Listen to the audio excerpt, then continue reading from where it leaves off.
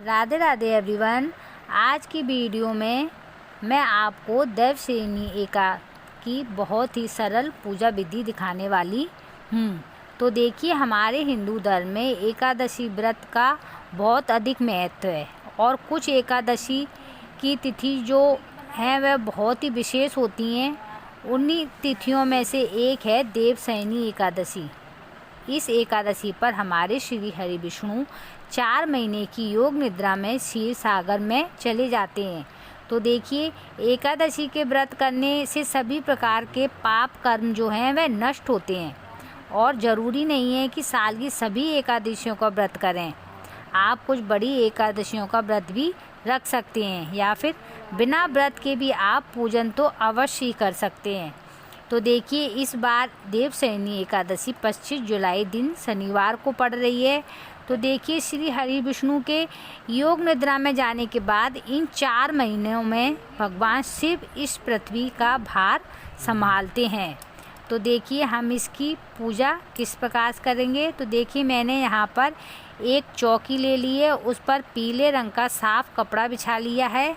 हमें पीले रंग का आसन ही बिछाना है क्योंकि श्री हरि विष्णु को पीला रंग अति प्रिय है। अब हम श्री विष्णु की कोई भी प्रतिमा या फ़ोटो ले लेंगे। मैंने यहाँ पर उनकी फ़ोटो ले ली है और अब हम इसको तिलों का आसन देकर विराजमान करेंगे। अब हम यहाँ पर प्रथम पूज्य गणेश जी को भी विराजमान करेंगे। तो मैंने उनके लिए भी तिलों का आसन लगा दिया है, अब उनको भी विराजमान कर दिया है।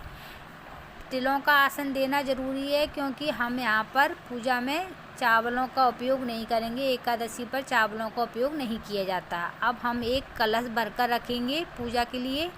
इसमें मैंने गंगा जल भी मिक्स कर लिया है। अब हम भाप स्वरूपी स्नान कराएंगे। अगर आपने श्री हरि विष्णु का विग्रह लिया है तो आप उसका पंचामृत से अभिषेक भी करा सकते हैं। या मैंने भाप रूपी स्नान करा दिया है। अब हम इनको गणेश जी को वस्त्र स्वरूपी कलावा धारण करेंगे। तो हमने वस्त्र रूप में इनको कलावा अर्पण कर दिया है।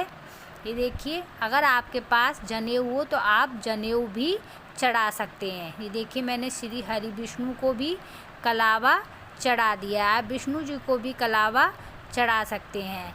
और इस पूजा में तिलों का बहुत अधिक महत्व बताया गया है। जितना ज़्यादा हम तिलों का उपयोग करेंगे उतना ज़्यादा हमारे लिए लाभकारी रहेगा। आप देखिए, हम यहाँ पीले चंदन से तिलक कर देंगे। हमें एकादशी पूजा में पीले चीज़ का ही विशेष रूप से उपयोग करना है क्योंकि पीली चीज़ें विष्णु भगवान को बहुत प्रिय हैं।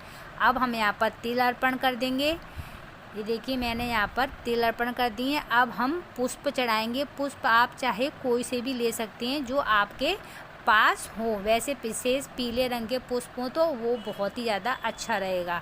अब यहाँ पर मैंने मंजरी अर्पित की है। मंजरी चढ़ाना बहुत ज़रूरी है। वो बिना मंजरी के भगवान की पूजा सफल नहीं होती है। अब यहाँ पर मैंने दीपक जला दिया है। दीपकों को भी तिलों का आसन दे दिया है। बिना आसन दिए हम दीपक को नहीं रखते हैं। अब हम यहाँ पर भोग लगाएंगे। सर्वप्रथम हमने गणेश जी को भोग लगाया है और विष्णु जी को भोग लगाया है। दोनों का भोग हम अलग रखेंगे क्योंकि विष्णु जी के लिए हम भोग में तुलसी अर्पित करेंगे और गणेश जी को भोग में तुलसी अर्पित नहीं होती है। अब हम कुछ दक्षिणा चढ़ाएंगे। अपने सामर्थ्य के अनुसार दक्षिणा चढ़ाना ज़रूरी है क्योंकि ये हमारी पूजा में हुई कमियों को दूर करती है और उनको पूर्ण करती है। जो कोई हमसे भूल चूक हो गई हो या कमी रह गई हो वो इस दक्षिणा से पूरी हो जाती है। अब हम यहाँ पर सीधे हाथ में थोड़े से तिल और फूल लेकर गणेश जी की और एकादशी की पूरी प्रेम भाव से और भक्ति पूर्वक कथा सुनेंगे। एकादशी का महात्म्य सुनेंगे और भगवान श्री हरि विष्णु से प्रार्थना करेंगे कि आप जो 4 महीने की योग निद्रा में जा रहे हो तो हे प्रभु, मैं आपको मानसिक रूप से आपका शयन कर रही हूँ, पर इन 4 महीनों में आप मेरा और मेरे परिवार का और सृष्टि पर अपनी कृपा दृष्टि बनाए रखना। और कथा संपन्न होने के बाद में हम ये तिल कलश में डाल देंगे और बाद में सूर्य नारायण को अर्घ दे देंगे। अब हम इसके बाद में आरती करेंगे। आरती आप चाहे तो इसी दीपक से कर सकते हैं या कपूर जलाकर भी कर सकते हैं। मैंने यहाँ पर आरती कर दी है, धूप दीप दिखा दी है। अब आरती करने के बाद में हम क्षमा याचना करेंगे, प्रार्थना करेंगे, क्षमा याचना करेंगे हम अपनी पूजा में रही कमियों के लिए, जो हमसे भूल चूक हो गई हो भगवान उसको माफ़ करना। और हम प्रार्थना करेंगे कि इन 4 महीनों में आप इस सृष्टि की देखभाल करते रहना। तो देखिए, ये थी बहुत ही आसान सी सरल सी पूजा विधि मेरी। अब हमारी पूजा संपन्न होती है और शाम को हमें इसी चौकी पर फिर से दीपक जलाना है और सुबह हम इस चौकी को उठाएंगे। इस चौकी को हम शाम को नहीं उठाएंगे, क्योंकि जैसा कि आप जानते हैं कि 25 जुलाई को हम एकादशी का व्रत रखेंगे, तो इस व्रत का पारण 26 जुलाई को सुबह होगा। इसका व्रत का पारण करेंगे।